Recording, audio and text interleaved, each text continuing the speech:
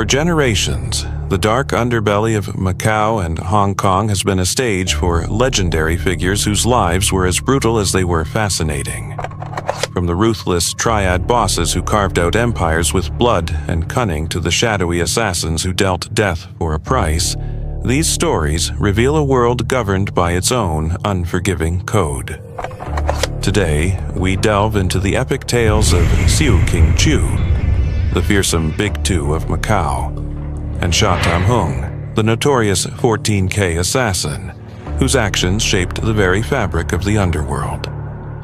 Don't forget to like and subscribe to our channel for more gripping true crime stories. Siu King Chu, a name that echoed through the back alleys and bustling casinos of Macau, was once the undisputed king of its underworld.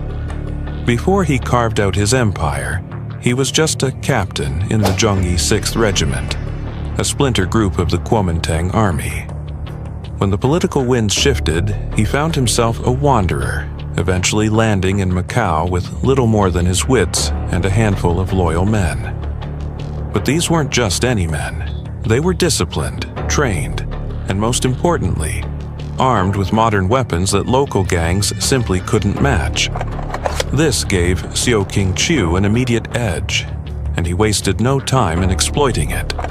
He started small, squeezing protection money from street vendors, then moving on to the more lucrative gambling dens and tea houses. Soon, every business, from the smallest noodle stall to the grandest casino, paid their dues to Siu King Chu. He became known as Big Two, a title that harked back to the days of fearsome bandits and pirates. It was a moniker that struck fear into the hearts of ordinary citizens and rival gang members alike. His reign wasn't without its challenges, and one of his most infamous confrontations was with none other than Stanley Ho, the future king of gambling. Stanley Ho, a man of refined tastes and immense ambition, had built a thriving oil company in Macau. He was making a fortune, but in the unwritten code of the underworld, he committed a grave sin. He refused to bow to the horse's head, to pay his respects, and more importantly, his protection money to the dominant gang. Siu King Chu, a man who believed every penny earned in his territory was his to command a share of, was furious. In Siu King Chu's eyes, Stanley Ho was nothing more than an arrogant upstart, relying on his family's connections rather than proving his worth on the streets. So, he decided to teach Stanley Ho a lesson. One day, Siu King Chu, accompanied by a few of his toughs, strode into Stanley Ho's office as if he owned the place. He made himself comfortable, brewed his own tea, and surveyed his bewildered host with an air of absolute control. When Stanley Ho finally got a clear answer, he was aghast. Siu King Chu wanted a significant share of his oil company without putting in a single cent. Stanley Ho had poured his life savings and endured countless hardships to build that company. Now that it was finally thriving, Siu King Chu wanted to simply muscle in. Stanley Ho's face hardened, and he abruptly ordered Siu King Chu to leave. Siu King Chu rose slowly, his eyes fixed on Stanley Ho, a cold, murderous glint in them. He let out a chilling laugh, then turned and walked out. The next day, 6 of Siu King Chu's men, each armed with a pistol, stormed into Stanley Ho's office. Stanley Ho, still convinced they were bluffing, didn't flinch. He misjudged them. They didn't fire, but they left behind a hand grenade, its pin still in place, but its message terrifyingly clear. Stanley Ho, for the first time, felt true fear. He sought out Ho Yin, the respected king of Macau, for advice. It was then that Stanley Ho realized Siu King Chu was no ordinary gangster. For his own safety and that of his family, Stanley Ho took a substantial amount of protection money and went to apologize to Siu King Chu in person. But Siu King Chu refused the offering and declared that Stanley Ho would be blacklisted. With no other option, Stanley Ho was forced to flee Macau. it was an unprecedented event. The future king of gambling had been run out of town. Xiu King-chu's power wasn't just about raw intimidation. He was a master strategist, even employing Sun Tzu's art of war. This became starkly evident in his brutal conflict with Wang Xingshan, the leader of the Yaoluan Sports Association. Despite sharing a similar background as Kuomintang remnants, Xiu King-chu and Wang Xingshan despised each other. Their gang's interests clashed constantly, leading to a deadly turf war. On May 7, 1953, Xiu King-chu, leading over 200 of his men, secretly surrounded Wang Xingshan's villa. This time, Xiu King-chu was determined to prove who was truly in charge. He didn't just bring numbers. He brought a clear battle plan, dividing his forces into 3 groups: an ambush team to block Wang Xingshan's reinforcements, a siege team to control all exits, and a harassment team to probe the villa's defenses. Trapped inside, Wang Xingshan knew the danger was immense. He desperately called for backup, but his reinforcements were ambushed en route. This was a classic besieging the point to strike the reinforcements maneuver from Sun Tzu's 36 stratagems. Wang Xingshan waited patiently, but no help arrived. Meanwhile, Xiu King-chu's harassment team kept him on edge, slowly wearing down his resolve. Finally, he made a desperate decision to charge out with his men, but Xiu King-chu's scouts had anticipated this. As Wang Xingshan emerged, he and his men became easy targets. Fortunately, the police arrived just in time, and Xiu King-chu ordered a retreat. After that battle, Wang Xingshan's Yaoluan Sports Association was utterly demoralized, never again daring to challenge Xiu King-chu. Xiu King-chu's fame soared, and the Macau underworld bestowed upon him the nickname Undefeatable, signifying his incredible resilience and his unbroken string of victories. Even the other major gangs, the Yao Loc Sports Association and the Lei Lo Sports Association, avoided him like the plague. Xiu King-chu's influence extended beyond direct confrontation. He shared a strong bond with Kotsu Wang, the leader of Hong Kong's 14K triad, a connection forged by their shared past as Kuomintang remnants. This bond proved crucial when high-ranking 14K members like Yu Hung and Ma Qiufeng were expelled from Hong Kong to Macau. Xiu King-chu offered them shelter and protection, effectively helping 14K establish a powerful presence in Macau. Without Xiu King-chu's backing, 14K would likely not have flourished as it did. This, in turn, had a ripple effect on Stanley Ho's later success, as 14K would eventually become a key ally in his quest to solidify his position as the king of gambling. After setting up the Chongsu Sports Association, Xiu King-chu gradually stepped back from the daily grind of gang life. He spent his days drinking and socializing in the Night Mother Alley with his old friends Ma Qiufeng and Yu Hung. But the underworld is a treacherous place, and even those at the top eventually face their reckoning. After a series of violent incidents and a crackdown by the Portuguese authorities, Xiu King-chu and Ma Qiufeng understood that the times were changing. They made a mutual decision to withdraw from the dangerous world of triads, choosing instead a quiet, hidden life, enjoying their golden years like immortal hermits. Shah Tam-hung, known by his birth name, Kong-hung, emerged from the gritty, bustling Shek Kip Mei slum of Hong Kong in the mid-1950s. Life there was harsh.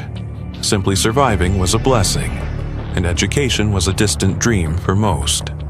Kong-hung was no exception, entering the rough-and-tumble world of the streets at a young age. Shek Kip Mei, once a rural area, had swelled with refugees, transforming into a notorious squatter settlement. Hong Kong's British colonial government had a weak grip on these areas, allowing triad gangs to flourish, and Shek Kip Mei became a major stronghold for the 14K. In this environment, many impoverished children, unable to afford schooling, were drawn into the orbit of these gangs, eventually joining the underworld. Tam-hung was one of them. In the late 1960s, Tam-hung formally joined the 14K, becoming a disciple of Se Weiman, a formidable female lodge master. Despite her gender, Se Weiman commanded immense respect within the triad. The 14K, also known as Hung Fat Shan, was divided into internal and external lodges, and Se Weiman was a master of one of the internal lodges. She also held the powerful position of co-lodge master, right-hand general of Hung Fat Shan, placing her among the top 4 figures within the entire 14K. The saying, "A wise bird chooses its tree," rang true for Tam-hung. Choosing the right leader was paramount to his future success, and becoming Se Weiman's disciple meant gaining a powerful protector. However, Se Weiman focused primarily on building her own formidable female unit, like the 12 Golden Hairpins, a group of influential women who operated within both the underworld and legitimate society. Consequently, Tam-hung wasn't initially given prominent roles, quietly remaining a handsome man within the group. Beyond managing her organizational duties, Se Weiman also ran a lucrative smuggling operation through the port, and it was at this port, under her supervision, that Tam-hung began his journey. In 1972, a valuable shipment of high-end watch components belonging to Se Weiman, destined for Japan, was brazenly seized by a local Yakuza gang. The cargo was worth an astonishing $2 million, a sum that could have bought an entire street at the time. Se Weiman was beside herself with rage, determined to recover the goods at any cost. Japan and Hong Kong were separated by vast mountains and oceans, and the Yakuza had clearly underestimated Se Weiman's resolve, banking on the distance and their home turf advantage. Immediately, Se Weiman offered a hefty reward, $200,000 for anyone who could retrieve the stolen shipment. Tam-hung, then an unknown figure, hesitated. But he knew that to make a name for himself, he needed a big win. He decided to take the risk and accept the mission. He gathered just over 10 loyal subordinates and set sail for Japan. Upon arrival, Tam-hung didn't rush in with guns blazing. Instead, he used his connections within the local Chinese community to pinpoint the location of the hidden goods. He then meticulously observed the Yakuza's routines, understanding their movements and weaknesses. Once he had a clear picture, he devised an escape plan, ensuring his men had multiple contingencies. Only then, when everything was prepared, did the operation begin. That night, as the Yakuza gang headed out for a late-night meal, Tam-hung and his team slipped into the warehouse where the goods were stored and began moving them out. However, the sheer volume and weight of the cargo meant they couldn't move everything before the Yakuza unexpectedly returned. Tam-hung made a swift decision: abandon what couldn't be moved, and have his men carry the recovered goods and retreat first. He and 2 others stayed behind to hold off the pursuing Yakuza, leading to a fierce shootout. Tam-hung acted quickly, unleashing a burst of bullets from his AK-47 into the Yakuza group. The Yakuza, not to be outdone, retaliated fiercely with their K-98 rifles. Before long, Tam-hung and his 2 men safely boarded a fishing boat and returned to Hong Kong, leaving several Yakuza corpses behind. This daring raid not only made Tam-hung a legend, but also protected the honor of the Chinese community, sending a clear message to foreign criminal organizations not to underestimate them. Upon his return to Hong Kong, Se Weiman looked at Tam-hung with new eyes. From the moment the goods were stolen to their recovery, She saw in him the raw potential of a true assassin. At that time, in the Netherlands, the 14K's Dutch godfather, Yik Chung, had established his own assassin organization. With Tsai Wai-man's support, Tam-hung followed suit, forging connections with overseas gangs. Though he commanded only a dozen or so men, each was a highly skilled, independent operative. The role of an assassin has always been crucial, a high-leverage investment with potentially massive returns. Initially, Tam-hung and his group primarily served the 14K, playing a significant role in expanding the organization's territory and influence. During this period, Woxingwu, though recently reorganized, was experiencing rapid growth, seizing areas that rightfully belonged to 14K. A direct, all-out confrontation would have been too costly, so 14K decided to put a bounty on their rivals and deploy Tam-hung, their sharpest blade. Tam-hung possessed an innate talent for these kinds of missions. His process was seamless and efficient. Identify the target, investigate their habits, plan the operation, and then execute it flawlessly. Thanks to him, Woxingwu's expansion was quickly halted. In a short time, Tam-hung's name became a chilling legend in the underworld. Gangsters lived in constant fear of becoming his next target, as if their names had been inscribed in the King of Hell's ledger. The internal strife within 14K intensified after the death of its first dragonhead, Kot Siu Wang, in 1953. His successor, Prince Kot Chi-hung, showed little interest in managing the organization's affairs. This created a power vacuum, leading to a every-man-for-himself mentality among the various factions. The internal disputes escalated into fierce conflicts, with members turning against each other in ruthless battles for self-interest.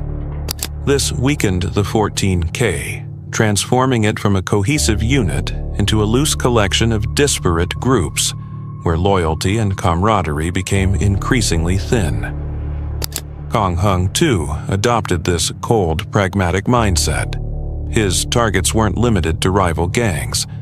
If the price was right, even fellow 14K members could find themselves in his crosshairs. This principle was brutally demonstrated in 1974 with the assassination of Yu Hung. Yu Hung, the leader of the Yijai Doi faction of 14K, had built a formidable territory in Macau. He had risen from poverty to a position of immense power and was at the peak of his influence. However, Yu Hung found himself in a dispute with Brother Leung, a prominent figure from the Bat Kuzi gang. Brother Leung, seeking to de-escalate the conflict, even hosted a banquet to apologize. But Yu Hung remained unsatisfied, going as far as to demand that Leung kneel and kowtow, a profound humiliation that stripped the entire Bat Kuzi gang of their dignity. Brother Leung's uncle, unable to bear such an insult, traveled to Hong Kong with a substantial sum of money to hire Tam-hung. Though Yu Hung and Tam-hung were both associated with 14K, they were not acquainted. The generous offer from the Bat Kuzi gang was too tempting for Tam-hung to refuse. He gladly accepted the contract. Soon after, Tam-hung and 10 of his trusted associates arrived in Macau. Armed with information provided by the Bat Kuzi gang, Tam-hung meticulously tracked Yu Hung's daily routines. However, Yu Hung was a cautious man, always surrounded by bodyguards when he went out, making a direct attack extremely difficult. Tam-hung knew he had to be patient and wait for the perfect opportunity. That chance finally arrived on a night of pouring rain. Yu Hung, accompanied by his lover, had been drinking late into the night at a restaurant.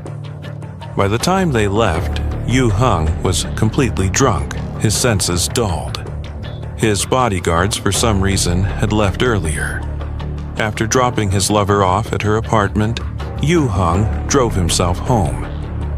He parked his car just 50 meters from his residence, deciding to walk the rest of the way. This was the moment Tam-hung had been waiting for. He and 4 other men, armed with long knives, burst from their hiding places, launching a swift and brutal assault on Yu-hung. Drunk and caught off guard, Yu-hung's movements were sluggish, rendering his martial arts skills useless. Tam-hung and his accomplices acted with chilling efficiency, taking less than 30 seconds to send Yu-hung to the next world with dozens of fatal stab wounds. The next morning, Yu-hung's horribly mutilated body was discovered. 4 years later, in June 1978, another internal conflict erupted, this time between Yu-hung's former subordinates Lau Kung and Chan Ah-zai over financial interests. Once again, Tam-hung was called into action, and this time, the hit was carried out in a far more audacious manner, right outside the opulent Lisboa casino. After Yu-hung's demise, Lau Kung found himself in considerable trouble, forcing him to flee to Taiwan. It wasn't until 1978 that he dared to return to Macau. Upon his return, Lau Kung wanted to resume his loan sharking operations within the casinos. However, the casinos were now under the protection of Chanhua. Chanhua demanded that Lau Kung pay a monthly protection fee of 200,000 patakas, an exorbitant sum at the time, enough to buy an entire house. Lau Kung refused this outrageous demand, proposing a different profit-sharing arrangement. Chanhua eventually agreed, but only on the condition that his younger brother, Chan Ah-zai, would work with Lau Kung to supervise the operations. Chan Ah-zai proved to be utterly untrustworthy. On multiple occasions, while collecting debts, he embezzled money, underreporting the actual amounts received. When Lau Kung discovered this, he immediately sought to fire Chan Ah-zai. But Chan Ah-zai, relying on his older brother's influence, demanded 200,000 patakas as a severance fee. Lau Kung reluctantly paid 100,000, hoping to resolve the issue with money. However, Chan Ah-zai refused to back down, still demanding the remaining 100,000. Lau Kung's patience finally ran out. On one hand, he secretly dispatched a messenger with a large sum of money to Hong Kong to hire Tam-hung. On the other, he pretended to agree to pay the remaining 100,000 patakas to Chan Ah-zai. The next day, Chan Ah-zai waited impatiently for Lau Kung to arrive, realizing he had been tricked. Furious, he led his men from the Lisboa casino directly to Lau Kung's house the following morning. Tam-hung and his team had set up an ambush near the Lisboa, anticipating Chan Ah-zai's movements. As Chan Ah-zai emerged from the casino, Tam-hung and his men burst out, each wielding an AK-47, unleashing a continuous hail of bullets. Chan Ah-zai died instantly. Many people were arrested after this incident, but Tam-hung had already left Macau long before, not even returning to Hong Kong, but instead heading directly to Taiwan to live a life of leisure. From that day on, no one ever saw him in the underworld again. In the film Election, the character Brother Plus Money, portrayed by Simon Yam, is an obvious nod to Tam-hung's assassin organization. The number organization in the film corresponds to 14K, and the line, "I only take money, not people," perfectly encapsulates Tam-hung's ruthless approach. As long as the price was right, they were willing to take on any assignment, even against fellow members, perfectly embodying the unprincipled nature of this legendary assassin. The sagas of Siu King Chiu and Sha Tam-hung offer a stark glimpse into a bygone era of Macau and Hong Kong's criminal underworld, a world of shifting loyalties, brutal power plays, and a strict code that demanded respect or exacted a deadly price. These aren't just tales of violence, they're intricate narratives of strategy, survival, and the profound impact a few powerful individuals can have on an entire city's clandestine history. Their legacies, both feared and respected, continue to echo through the legends of the triads. What do you think about their stories? Share your thoughts in the comments below and hit that subscribe button for more captivating true crime explorations.